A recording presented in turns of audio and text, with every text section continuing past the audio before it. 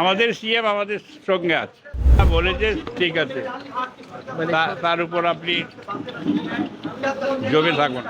আজকে বৈঠকে আপনারা সন্তুষ্ট সন্তুষ্ট? হ্যাঁ হ্যাঁ, সন্তুষ্ট। আমাদের সিএম আমাদের সঙ্গে আছে।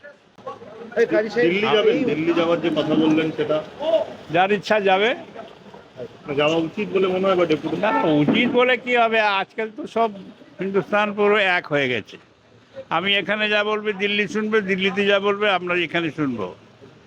প্রতিবাদ কোথাও হতে পারে, দিল্লিতে হতে পারে, এখানেও হতে পারে। যে ওয়াকফ সম্পত্তি সেগুলো কি সব আছে মুসলিমদের কাছে? নিশ্চয়ই নিশ্চয়ই আছে।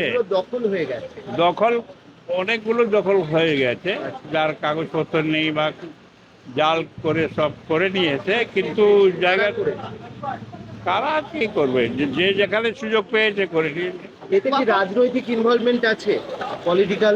না না, এতে রাজনীতি। এমনি মানে লোভী যারা? হ্যাঁ হ্যাঁ, লোভী জায়গা।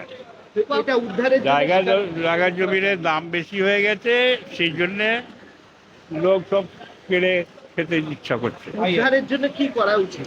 উদ্ধারের জন্য এই ওয়াকফকে একটু আরো ঠিক হতে হবে। দেখবে যে কোথা থেকে কি হচ্ছে না হচ্ছে। ওয়াকফ আইন বাতিল নিয়ে যে সাম্প্রদায়িক দাঙ্গা হচ্ছে, কি বলবেন? কোথায়? ওয়াকফ আইন বাতিল বিভিন্ন জায়গায় রাজ্যের মুর্শিদাবাদের কথা বলি। বিভিন্ন জায়গায় তো হচ্ছে না, এখানে পশ্চিমবাংলায় কয়েক জায়গায় হয়েছে। সেটা তো আমি নিন্দা করছি যে এটা হওয়া উচিত নয়, ভালো না, এটা আমি নিন্দা করছি।